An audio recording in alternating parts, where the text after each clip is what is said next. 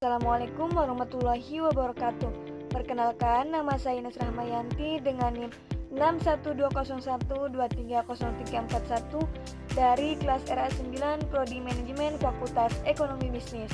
Baik, di sini saya akan memaparkan tugas UAS saya dengan mata kuliah Manajemen Sumber Daya Manusia yang diampu oleh Bapak dosen pengampu Bapak Asep Rafiuddin SEMM.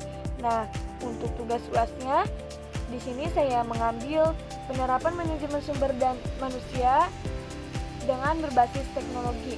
Nah, dalam perkembangan dunia kerja saat ini, organisasi kan dituntut untuk mampu mengelola sumber daya manusia secara adaptif, kreatif, dan berbasis teknologi.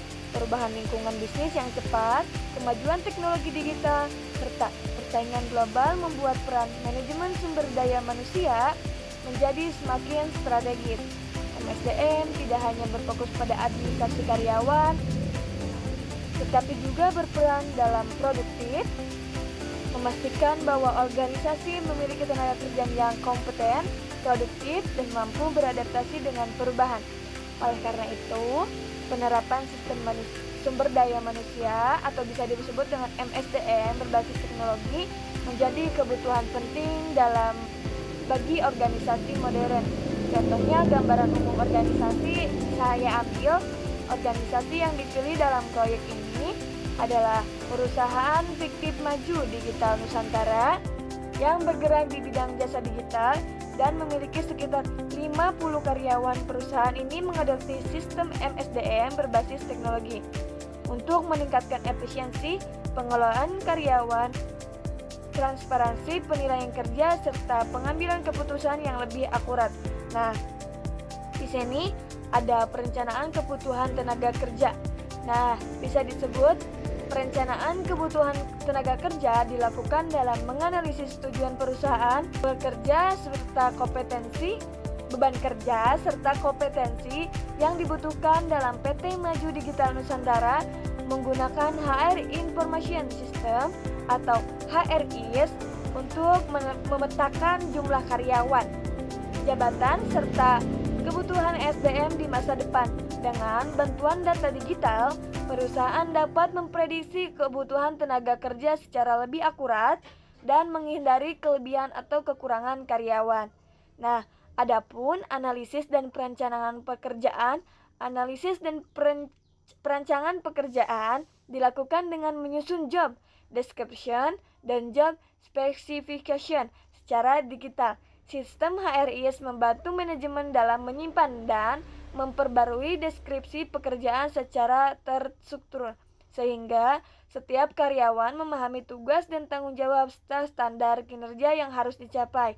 Nah, adapun proses rekrutmen dan seleksinya, rekrutmen dilakukan secara online melalui platform pencarian kerja dan media sosial profesional. Proses seleksi menggunakan aplikasi rekrutmen berbasis teknologi seperti penyaringan CV, otomatis, dan wawancara daring. Hal ini membuat proses rekrutmen menjadi lebih cepat, efisien, dan objektif, serta mengurangi kesulitan setiap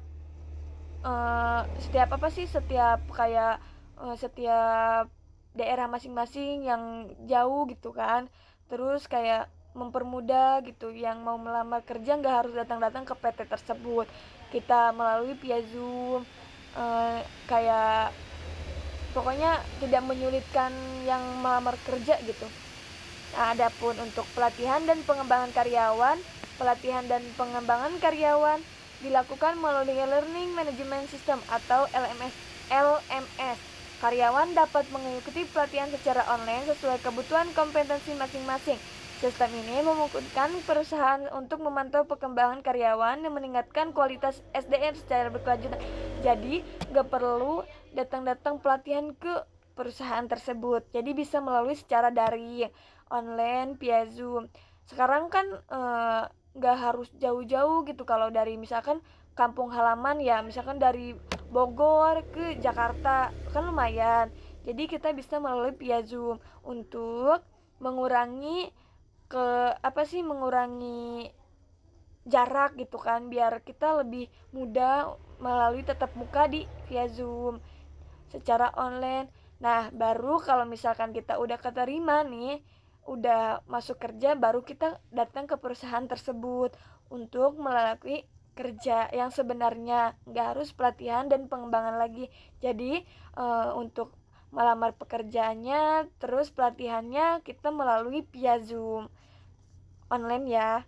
Nah, untuk penilaian kerjanya, nah di sini penilaian kerjanya dilakukan dengan sistem performance operational digital yang berbasis Key Performance Indicator atau KPI. Melalui sistem ini, penilaian kinerja menjadi lebih transparan dan terukur. Karyawan juga dapat melihat hasil evaluasi secara langsung sebagai bahan pengembangan diri. Nah, jadi menilai kerjanya tuh dari digital. Nah, kan kita lebih mudah lagi ya kalau misalkan kelihatan yang benar-benar ingin melamar kerja, atau misalkan kita lagi benar-benar butuh pekerjaan gitu, kelihatan yang sebenarnya sama yang tidak benarnya. Nah, untuk kompensasi dan penghargaannya, pemberian kompensasi dan penghargaan dilakukan berdasarkan penilaian kerja yang tercatat dalam sistem. Penggunaan teknologi membantu perusahaan dalam menghitung gaji, insentif, dan secara akurat serta tepat waktu, sehingga meningkatkan kepuasan dan motivasi karyawan. Nah, kan sekarang mah pokoknya mah nggak harus ribet-ribet gitu kan, udah digital semua, jadi nggak harus kayak ngitung gaji, ngitung insentif dan bonus gitu, udah langsung masuk ke rekening pribadi melalui digital. Jadi pokoknya mah gampang gitu kan, gak harus ribet harus kemana enggak kan. Jadi semuanya disusun secara adil, jadi nggak kayak iri-iri gitu, enggak. Jadi semuanya digital. Kalau misalkan kan zaman dulu mah kalau misalkan gaji kan dibagi offline, kayak harus nemuin bosnya. Sekarang mah enggak, melalui rekening masing-masing. Insentif, gaji, bonus masuk ke rekening pribadi. Nah, untuk kesimpulannya, penerapan manajemen sumber daya manusia berbasis teknologi memberikan banyak manfaat bagi organisasi melalui dari efisiensi operasional, peningkatan kualitas MSDM, hingga pengambilan keputusan yang lebih akurat. Melalui sistem MSDM berbasis teknologi, perusahaan dapat menghadapi tantangan dunia kerja modern secara lebih efektif dan berkelanjutan. Dengan demikian, MSDM tidak hanya berperan sebagai fungsi pendukung, tetapi menjadi mitra strategis dalam mencapai tujuan organisasi. Nah, jadi kan sekarang mau lebih efektif, lebih efisien, nggak harus ribet-ribet, organisasinya lancar. Pokoknya kalau misalkan di dunia kerja tuh kayak yang penting lingkungannya nggak aneh-aneh gitu kan, kayak toksik gitu. Terus kitanya kuat-kuat kerja, yang namanya kerja juga ya pasti ada sisi baiknya, sisi buruknya. Cuman yang lebih ininya kayak butuh gitu, harus inget kayak dari pertama masuk kerjanya, awal daftarnya gitu kan. Tapi sekarang mah kan lebih dipermudah dalam melamar kerja, bisa melalui digital, terus nggak harus serta apa tuh kayak trainingnya melalui digital, jadi kelihatannya dari via Zoom. Mungkin itu saja yang dapat saya sampaikan, kurang lebihnya mohon maaf. Semoga materi yang tadi saya sampaikan bermanfaat. Wabillahi taufiq wal hidayah. Wassalamualaikum warahmatullahi wabarakatuh.